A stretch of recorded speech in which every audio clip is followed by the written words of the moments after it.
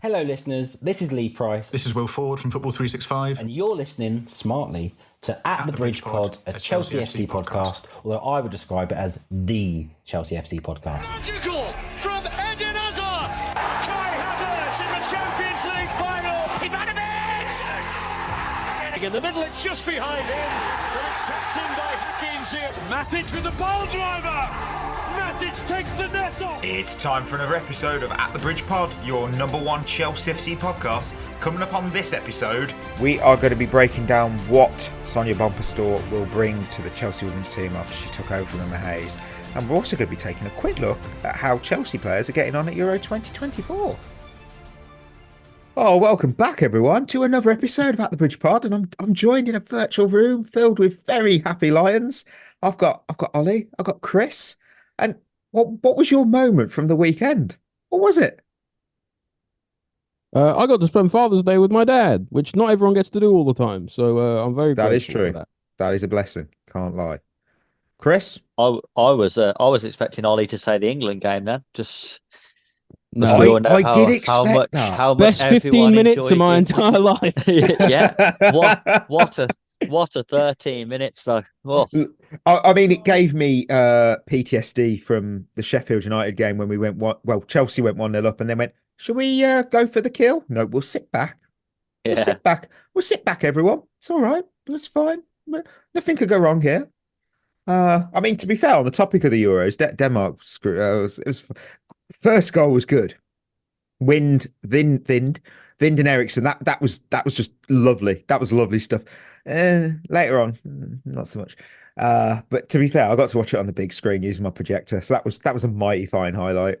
And Ollie knows. I talked to him before Chris joined our group. I got myself a new 27-inch monitor. That's what I'm. Ooh, Which I nearly instantly broke by knocking a bottle up it.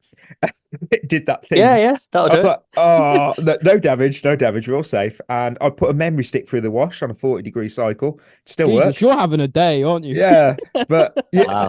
no damage, it still works. But you know what? Sunday as a whole was you know what? It was one of the best afternoons I've ever had, and I'll leave that there. But hey, before we dive into the news, it's a shout out time, and it's now got a spot. It's got a name. Thanks to Mike. There you go. Shout out to you for suggesting it. Chever's shout out. Another. Do we say a mid player for Chelsea? We've got Quaresma's questions. We've got Hazard's headliners. He's not mid. I mean, unless it was Mickey Hazard. Was he a mid player? Some older listeners shouting at me saying he was very good. No, he was very good. Was he the best Hazard? Anyway. No. Right, we've got some Chever shout outs. We've got 4. So this is pretty awesome. We've never had that many. No rage bait this time, which is a shame, gutted, but we've got from Tom, my favorite football based podcast. These are all 5 stars, so we can lap this one up, play team. Started listening end of season last year and has quickly become part of my weekly schedule on my drives to work. A diamond in the rough of Chelsea podcasts. Congrats on the 5 years, guys. Here's to 5 more. So thank you, Tom. Oh, thank you, Tom. That's a very nice one. It was really nice. We've got Let's Go CFC, who's put love the show, lads. And they've put, this is the big part of my week. I may be only 10. 10! Wow, I feel bloody old. Shit. Wow. Okay. But shouldn't anyway, swear in front of the children, Mike. I apologise. but I understand football like grown-ups, not to make fun of the others, but birth is my favourite. Wow. Let's go Chelsea. Oh, actually, you know what? Maybe we should swear at the children. You know what? As well, I'm not sure. I mean, I'm really glad that that I'm a listener of the show, but I don't know whether we're suitable for 10-year-olds. Do you know what? No, I think we have a duty and care to educate the newest breed of Chelsea fans. Yeah, the new generations and the old. And I welcome it. Next up, fun, funny and fantastic, which is from Blue Money 123. Keep up the great work. Feels like sitting around with my friends and have fun chatting about football. Also, Mike is great, by the way. Thanks. I didn't write that, but thanks. Even though some of the takes are outrage. Should have read on, shouldn't I, before I got cocky? Yeah.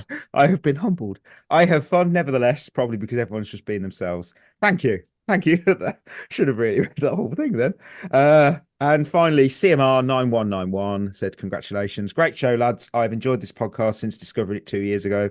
The information you disseminate the playful banter, and playing along with the quizzes has been great.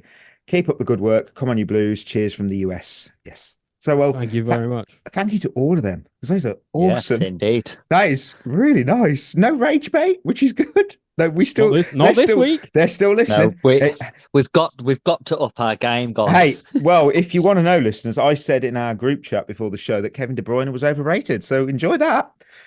Take that as you wish. I'm not coming. There was a reason. I'll leave it there. On that, let's hit some news.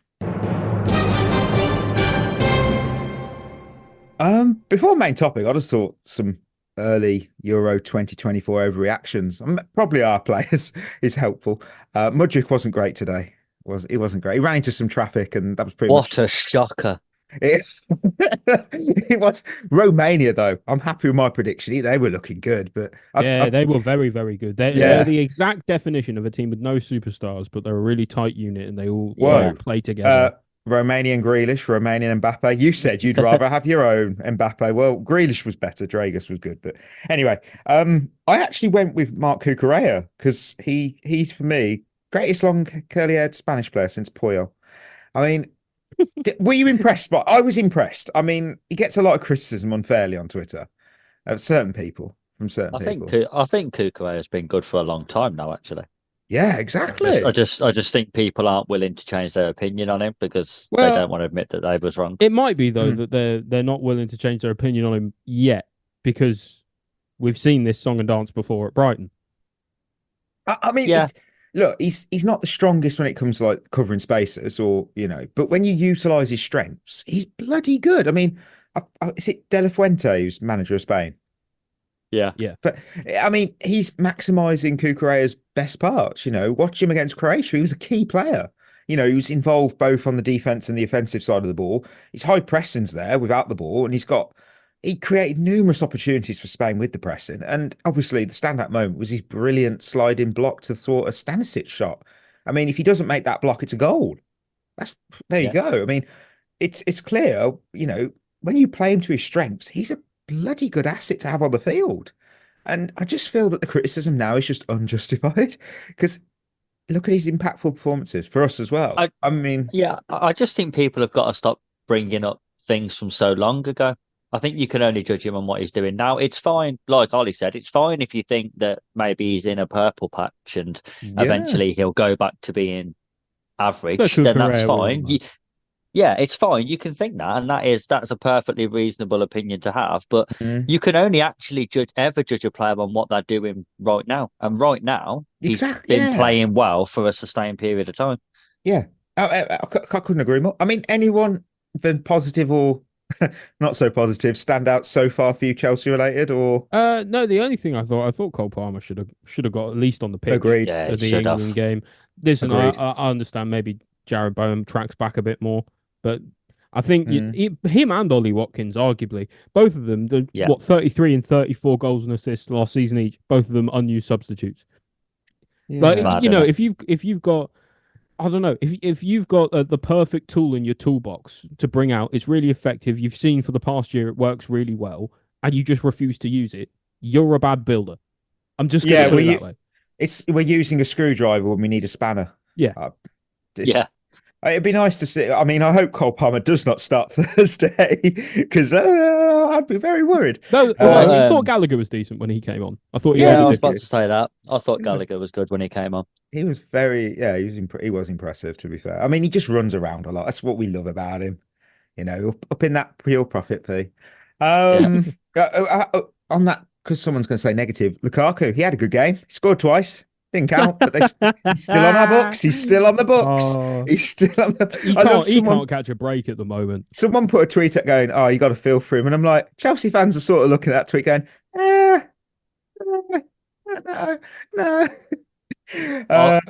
I do think it's about time though that some Chelsea fans really get over that obsession with him now. Yeah, I think mainly it's the whole interview and everything that happened at the time. It's all in the past now. It's like it was quite literally seasons ago. Like we've got to get over it at some stage. Yeah, I'm not disagreeing. Oh, hang on! Breaking news. Romeo Lavia has posted 4 photos on Twitter of him training. Hey, he does exist. He Well, does. is he a footballer? Yeah. Oh, is that what he does? One's also a video, as I've just found. I mean, there we go. He'll be joining the. I want to see him play. It'd be lovely to actually see him play more than one game. So I'm considering, the investment we made. But hey, a few weeks ago, we did a huge episode analysing on who Enzo Maresca is and what we can expect to him to bring to Chelsea. And today, it's the turn of the women's team. And if you don't like it, we don't care. So, because obviously we've got Sonia Bompastor, who will be the new boss on the touchline next season. So her resume is bloody impressive. I mean, 43-year-old, she was born in France. Parents are both Portuguese, though. Former France captain. She amassed numerous domestic and European honours, one of the most decorated in the game. And her legacy is obviously cemented during her spells at Lyon, where she won 11 major trophies and led that team to consecutive 11 Champions League titles. I know. Consecutive Champions League titles as well. Obviously that's the one trophy we crave. We've been so close now. Just fell at the final hurdle, unfortunately. And Sonia's got 2 of them as a player and 1 as a manager. That's just before we jump into her as a thing, yeah. Her coming in with those honours as a player immediately gives her the respect, obviously, that she deserves as a manager. Because she can immediately come in and take the hold of the squad and go, this is what I've won and you haven't won it. Let's work together so you can win. Fact. I mean, many listeners will know French football expert Julien Laurens, and pulled on this onto our little spreadsheet I've got here, Word document, and he put the significant impact that Bompastor had on the game and saying that she's one of the greatest players in French football history and that her experience as a player and a coach is just invaluable. And in France, she has charisma, character, reputation, and the name. Obviously, transition from player to coach, it just shows versatility and leadership because not everyone can do it. And retired from Lyon in 2013, became the club's director of the Women's Academy, held that for 8 years and then made history as the first female coach of Europe's most dominant female side. And her debut season as the coach of Lyon saw them go unbeaten in the league and secure the title, followed by a victory over holders Barcelona in the Champions League final. What a season. And that's the first person to win the competition as both a player and a manager, and the first female manager to achieve this since Martina Voss Tecklenburg in 2009. So obviously she's now departed Lyon with 3 successive league titles and a French Cup, underscoring that ability to sustain success at the high level. And you know what was your initial reaction when you heard that we got Bompastor as the new manager? For me, I was saying, damn right we did, because it feels like everything that they did with the women's team, they kind of should have done with the men's team as well. We've spoken at length about how the men's team, we're not really sure if it's the right way to do things and all of this stuff, right? Yeah. But for the women's team, you can't make any complaints because they've gone out and they've gotten the best manager available who's won the Champions League before, who commands respect, who is a legend of the game already. It just seems like an absolute no-brainer. They went out and they got the exact right person, I think, for the job. 100%. Chris, what do you think? Yeah, completely agree with Ollie. I think it was a bit of a concern because when you've got someone like Emma Hayes leaving, it's a really tough act to follow, and it's an appointment that you have to get right. And what we did really well is we went for the best of the best. We looked at who was the absolute best and available, and she was, and we got. And I actually don't think we could have got anyone better. I was actually really pleased as well that it was another female coach, that we didn't go down the male coach route. I think it's really important. Careful, Chris. We've already got one white knight on the podcast. We don't need another one. I just think it's important in the female game that you have female coaches at the top end of it. I agree. And it doesn't become too male dominated. Well, it helps because it acts as they act as role models for young women everywhere and help grow the women's game. It's really important. I mean, how many people do we? You think how many women and girls have been inspired by seeing like Emma Hayes, what she's achieved, what obviously Bompastor's achieved.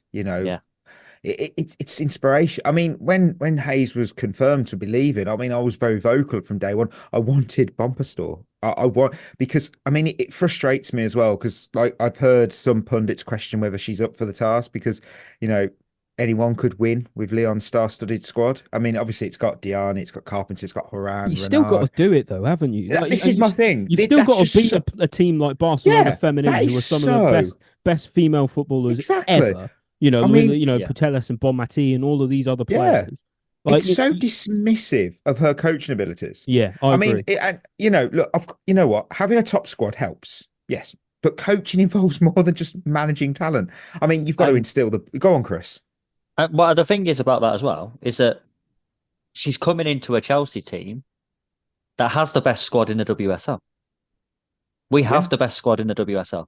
So it's not like she's coming in to a rebuilding project where, it's a squad that's lost maybe some of its key players, and the standard of the squad has dropped, and they're bringing through a lot of youth players. We have the best squad in the WSL. You look at 100%. Our bench. Our bench would start for every other team. That's how good our squad is. So she's got that at Chelsea anyway. So she's coming into a very similar situation as she had at Lyon. The only concern I have is the WSL is a much more competitive league. Mm-hmm. Mm-hmm. I mean, the standard of the other teams in the WSL, probably the 5 or 6 best teams, is a lot higher than it is in France. So that's the only concern I have about that. But I don't have any concerns about her getting the best out of what is already the best squad in the league. I mean, the counter argument is Barcelona are doing dominantly in the Champions League, and yet it's a one-team league. Yeah. It is a one. You look at the Spanish. It is one team. But you know what? Talking of Spain and La Liga and all those leagues, I mean, here's a good point. Real Madrid between 03 and 06, they had superstars like Ronaldo, Zidane, Figo, Owen, Roberto Carlos, Casillas, and Beckham. They had coaches though like Quiros, Luxemburgo, and Ramon Lopez Caro. That's probably pronounced wrong. What did they win? A single Supercoppa. But they had that star-studded squad. Leonardo took over AC Milan in the late noughties after Ancelotti had left. Stacked squad. They had Pato, Ronaldinho, Nesta, Thiago Silva, Pirlo. What did they achieve? Nothing. It wasn't obviously until Allegri took over the following year that they actually won the title. That just sort of, those examples for me illustrate that no matter how talented a squad is, it can't coach itself. Yeah, because there's the thing is, the more talented player, the more elite level world class talent you have, the more management they actually take. Not on the football side of things, but on everything around it, on the mentality, the motivation, the determination, the making sure that there's a winning mentality and a culture maintained and standards are met every day. Those are the things that coaches do at top clubs. It's not really on the pitch. It's everything up to and around a game, day to day on the training ground, that coaches of top teams, where they earn their money. It's very rare on match day, because if you have got players that good, then you are going to win more games than you lose, because the players are so much better than everyone they're playing against. But to win consistently for a long period of time and get the absolute best out of a squad like that, it's about managing the players as people. Yeah, and that's what the best, most elite managers are. A team can run on vibe. They could ride off vibes alone to a certain extent, but it's very poor fuel. Look at Di Matteo in 11-12 for us. Won the Champions League, won the FA Cup. Following year, no, didn't work. And I mean, look, okay then, Leon. You could hand that Leon's female side to Phil Neville. They would finish, likely, in my opinion, outside the top 2 for the first time since 06. It's, for me, more guaranteed than a pigeon targeting my freshly washed car. I just do. I believe strongly. Bompastor has proven herself at Lyon, and I genuinely believe she has the qualities that we need at Chelsea. And look, tactics is what people want to hear. She mostly used a 4-3-3 with a creative passer as the number 6 at the base of midfield and 2 energetic number 8s ahead. She used to use Amadine Henry as the deepest line midfielder, and Netherlands international Damaris Egveola. There we go, got it right. And she's since taken over that role. Bompastor likes her fullbacks to get forward and cover a lot of ground. So Lyon's left back Selma Bakker often played as a winger for France, while Australia's attacking fullback Ellie Carpenter regularly featured on the right. No relation, by the way. Took me a minute there. Me a minute. Good. Obviously, Wendy Renard typically sits deeper than her defensive partner as a centre back, though that might be more out of necessity than tactical preference. But anyway, attack. Bompastor favours wingers who can carry the ball and take on defenders with a preference for a target striker in the middle, which made me think of Ramirez, I must say. You had Cascarino and Kadadier Diani. They've played on the wings with obviously the former Ballon d'Or winner, Hegerberg, as the starting striker when she's fit. Now, Bompastor's team sort of employ this high and aggressive press. I mean, that was obviously, if you watched the Champions League final in 2022, when Lyon won 3-1 over Barcelona, which I have so many times for this video and before, they use that press to perfection. And despite their dominance in France, the team is pretty comfortable sitting back and playing without possession for long periods. I think you're going to need that at Chelsea, considering the quality that we have sometimes. I was just this is a stat. They had nearly 100 fewer sequences with 10 or more passes than Chelsea's season, with only 39 build-up attacks. Chelsea had 66 in the WSL. Lyon's numbers are more comparable to Man United at 38 and Spurs with 37. I mean, another positive of Bompastor's Lyon was set pieces. 21 goals from the season in the league, and that was from an expected goals total of 17.8. The next best was Montpellier, who generated 6.3 and scored 9. It's that there you go. It's like, wow. It's interesting though what you were just saying, because when you was talking through the sort of player profiles that she's used and likes, you've just described the Chelsea squad. Yeah, exactly. This is what my brain was going. I'm like, so, and again, it's a case of the owners doing their homework and like actually getting a manager that suits the squad. Yeah. Because like we've got fullbacks who can go forward. I think Ashley Lawrence and Neve Charles will be important players in that system. I think Lawrence is very good going forward. And very energetic up and down that side. You know, Cuthbert is absolutely built for a high press. She absolutely loves it. Mykhailo she used at Lyon before we signed her anyway. Yeah. So she knows about that. Target players in the middle. You got Ramirez, you got Sanker. Wingers who like to take players on. You've got Canneridge, you've got Royton. You've got Aggie Beaver Jones. 100%. We have these players already. It's crazy. It's not like a squad that she's got to walk into and think, oh, I need 4 or 5 players here to make my tactics work.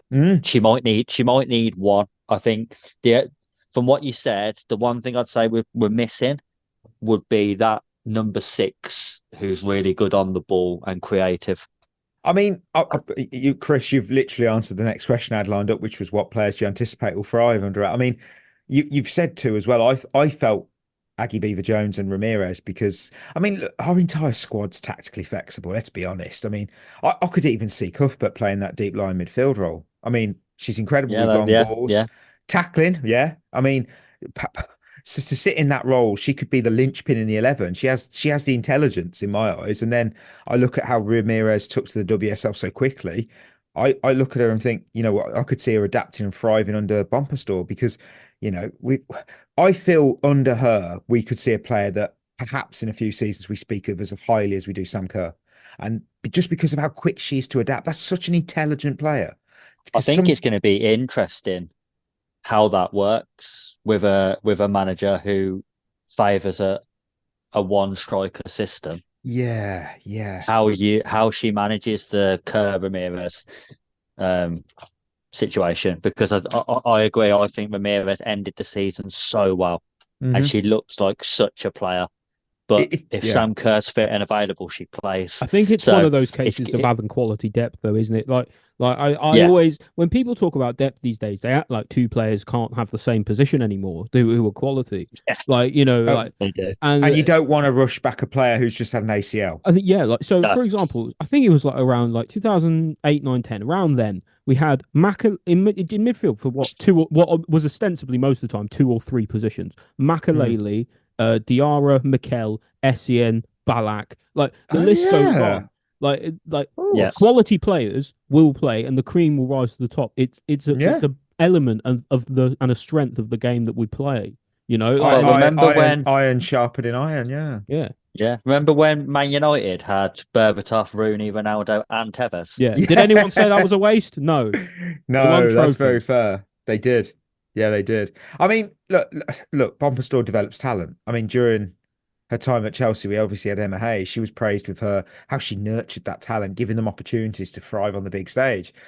She developed players. Look, we've already touched on them: Erin Cuthbert, Niamh Charles, and obviously really recently Aggie Beaver-Jones. And we've got a highly skilled squad. And Bompastor has a strong track record of recognising the young talent. She was the Women's Academy director. And she played the key role in developing future stars before then taking charge of them, literally. And, she had new talents like Selma Bakker that integrating perfectly into the senior squad. And she steps into this new role at Chelsea. And I cannot see anywhere that her commitment to spotting and nurturing that talent is going to be vital. And I have no issues that she's going to thrive. I mean, she'll be obviously tasking with developing the players as well. And I mean, we've had recent signs like the 18-year-old Lexi Potter. And she's just one thing that I found consistently as well. And I spoke to a few Lyon fans, player management. That is what she's very good at, especially when it's a team with good bench and quality. So rotation is going to be on the cards, and happy players that play, are happy. It's an Ancelotti situation, isn't it? It's a world-class coach with a world-class squad, and your biggest problem is keeping them happy. That's the thing. It's so difficult. And look at our squad, like Chris has touched on. Every single player is like, oh, wow, they're very good. Or they've got to start. And you're going into like 15, 20 players that you think each of them, as Chris said, could play first team in every other team in the WSL. And that's what Emma Hayes was so good at, though. She was so good at managing the squad in terms of it was really rare that you heard of unrest amongst the players who weren't playing. She created an environment where players on the bench still very much felt a part of it, and everyone felt like they always had a fair crack at playing. And it's a real art, that is, when you've got players who all believe, and rightfully so, that they're good enough to be starting games, to make and support their team while they're on the bench. That's an art, and it's really good to hear that Bompastor's good at that, because that is still going to be really important to keep that sort of culture around. And I think she will, because Lyon had the same. They've got a really talented squad full of players as well. So she's not unused to it. And I think it does really help as well when you have been a player at the absolute pinnacle of the game. So you understand how players feel and what they want, more importantly. Like most players at this level, they want honesty. So if you're not playing, you want to be told why. And I think that's really important. So she's got the experience on the playing side and on the management side. I can't really see a lot of negatives, if any, with her appointment. Which is nice. It's nice to say. Yeah. For a change, yeah. I know, right? Yeah, 100%. So we talked about nurturing the young players. I mean, for me, when I think like who will benefit the most, I do believe Lexi Potter and Kerry Brown. They're on my list. I mean, they've got huge potential. And I'd argue that despite being on loan at Bristol City last season, we know how they did, you should keep the eyes on the development of Brooke Aspin. She's a very top talent. And bloody hell, I looked at her story as well. Damn, she battled sepsis. I mean, that alone, wow. Thankfully, she won the battle. That's very scary, that is. Yeah, it's terrifying. Yeah. I was like, the fact that she battled back and came, and she's a top elite athlete. I mean, that's outstanding. And we've got such talent in the youth ranks. I mean, expectation-wise for Bompastor's first season in charge, what do you feel they are? Which is interesting to actually put that out there, considering every year it was win. I I think it's more of the same, isn't it? Like, Win. I think you have to be realistic to a certain degree because you have to understand that other WSL teams are getting stronger and stronger every year. Yes, 100%. So to actually have the same standard is to actually up the game. And in doing so, like it's that, and I think it's also during a time it's got to be the Champions League. It's the one. Yeah, man. I think the main focus for her first season is going to be the Champions League. I think the WSL is going to be tougher because Man City are only going to get stronger. You know, there was rumours towards the end of the season that they was going to lose some of their better players, and they've managed to keep hold of them. So, you know, you can't really get a closer title race than what we had last year. So that's going to be tough again. The one thing I would say that's kind of worked in her favour is I think Arsenal and Man United have sort of took a step backwards. So I don't think they're quite as close to, especially Arsenal. I thought Arsenal at one point looked like they was going to get back to being real contenders again, and I just think they've fell back again slightly, and I think that'll help. Obviously, there's always cups and that to go for, but I just think the main focus is going to be the Champions League. I think if she could even get us to the final, I think in her first year, I think people would be very happy. I mean, I believe the results are going to be similar. I mean, it's Chelsea, nothing but excellence. That's kind of what the Sonia expectation will be. I mean, that will be her expectation. I can't envision a world where she doesn't expect excellence and this team to perform. The season ahead, you'd probably say the WSL title and the FA Cup because it's our league to lose. It is our league, with the best team in it. The Champions League, though, for that, you say I would expect a minimum a semi-final spot. I mean, I'll be realistic and not say, the actual trophy because Barcelona still exist. So it's hard, and I always think when you're talking about competitions like the Champions League, it's always hard because I agree. I think really semi-finals now should be where we're getting to 100% minimum, unless you draw Barcelona in the quarters. Because this is the problem. You never know who you're going to draw when. And you could end up thinking, well, actually, we've been really unlucky there. We've drew the best team in a really early round. And the thing is you can only play what's in front of you as well. So you've got to take every challenge head on like it's that game against Barcelona. You know, because when Barcelona do come, and they will, you have to be ready for them. 100%. Let us know, listeners, what your expectations are for Sonia Bompastor. She takes over the women's team. We're going to move to our question segment, Christmas questions. Josh has asked, should Chelsea make a move for Mats Hummels now he has left Dortmund? No. Oh. I don't think it matters about what we think on especially on the. Wait, he's asked us. No, but okay. But in terms of free transfers, right? Free transfers, what are they? We all say it together: high wages, right? Yeah. And we have an ownership and a structure that wants to maximize having as lower wages as possible. Keep the operating expenditure low. I mean, so I don't see any world where we go for a player like that. No, Hummels has been great. Really one of the top defenders of the last however long he's been around, 10, 15 years. Standout performer in the Champions League final. Yeah, and I have no doubt he still has quality. But not to come to the Premier League at that age. That's what I was thinking, because he would bring, look at the positives first, invaluable experience, and he's got leadership, especially now Silva's gone. He plays the ball excellently, but sadly, at 35, his age, and of course, with Chelsea, potential injury concerns, they're a risk. From the very small sample, it was 2 people, but the very small sample of Dortmund fans, they said to me that he's painfully slow. And when you look at how stupidly fast and physical the Premier League is, they didn't know if he could just fit right in like Silva did. There's no doubt, obviously, he's got mentorship, and the younger players will benefit. But based on, like Ollie's just said, how we are now run, I don't see the club considering disrupting the squad dynamic for a seasoned aging defender who, this is the key bit, is very outspoken. That would be our ownership. That our ownership are not going to invite a fox into the hen coop. No. Outspoken player, maybe not. That's literally it. That's all I've got. That's how I see it. And finally, Rubicon has asked, how good was Sonia Bompastor as a player? And that was a bloody good question, because I've not watched a lot of her as a player outside of highlights. So again, I spoke to a lot of people this week. They said that, one of the greatest French women players of all time.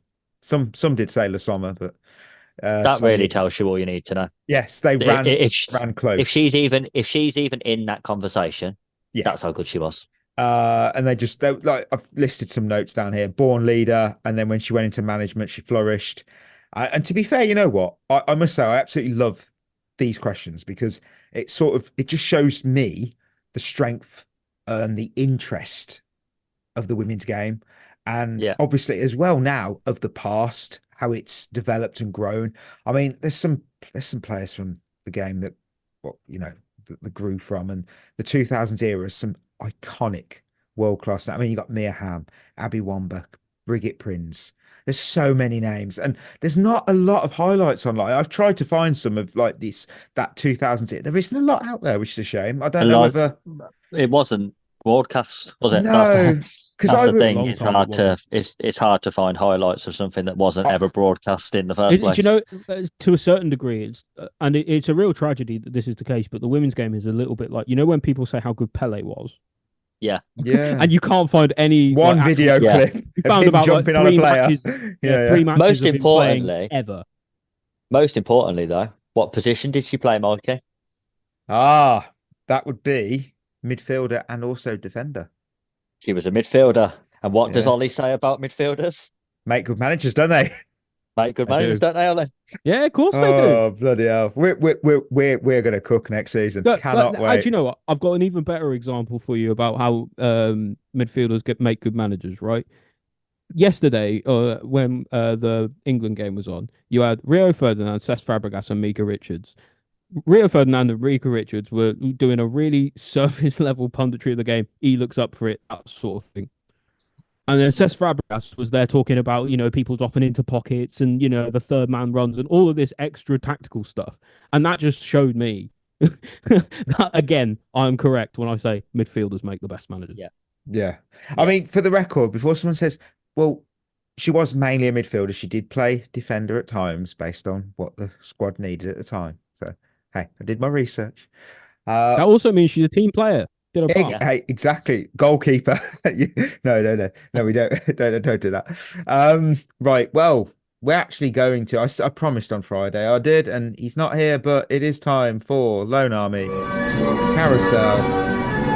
I hope I hit share on that, but yeah. So I've got to load up the old script from Friday, as I loaded up on good old Word. Here we go. What's the category? Oh well, the category is the 2023-24 Premier League. It's been one of the highest scoring in history. Can you name all 30 players to reach double figures in the competition? Ooh. I'm going to go to, you know what? I'm going to go Chris. Okay. Erling Haaland. He did. Oh, he just squeaked in, didn't he? Just squeaked in. Just about squeaked in there, yeah.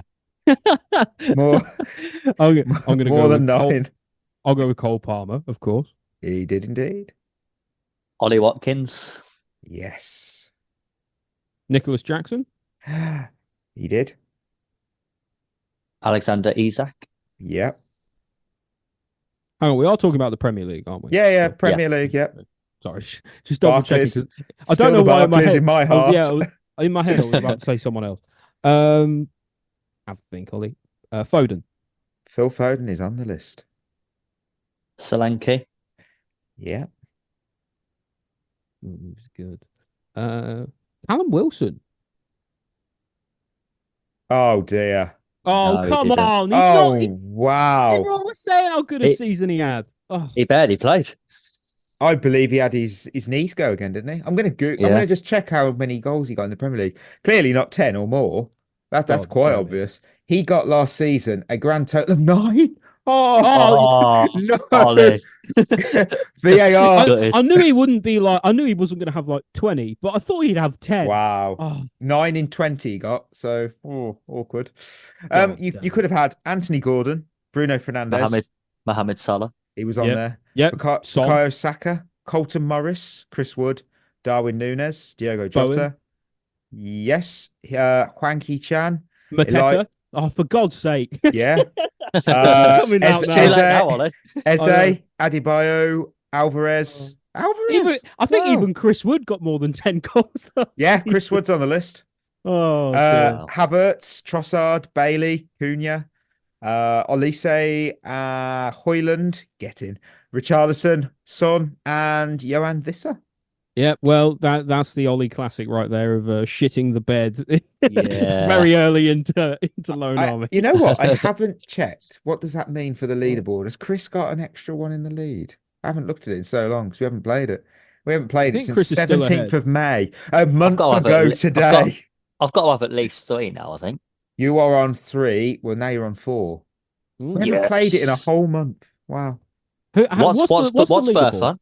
Birth is on 6. What am I on? 5. Oh, Chris, you're behind. Well, as it stands, Chris has won 4 of the last 5. Yeah, see, I was on 0. I'm doing a Man City in he's February. Oh, wow. Birth's having a Chelsea in December collapse. Yeah, Birth's falling apart. It's proper Chelsea. It's proper Chelsea. Right, thank you for listening to this episode. Treat yourself well. We'll be back on Friday because, you know what? I'm hearing it's tomorrow. I thought it was Wednesday, but it's apparently tomorrow. The fixture releases for the Premier League. Is it tomorrow? Yeah, it's tomorrow, yeah. So we can overreact to that and tell us where we're going to win, lose, and if the first opening 5 games are going to seal Enzo Maresca's fate very quickly. We'll find out. And we can be wrong about it all. Of course, that is how we do it. So we can go, what an easy first 5 fixtures. Oh, no, it's never that simple. Never. Right. We will catch you later. So till then, that is us signing off. You've been listening to At The Bridge Pod, a Chelsea FC podcast. Follow us on Twitter and Instagram by searching for At The Bridge Pod. And if you're listening on Apple or Spotify, leaving us a review is always appreciated.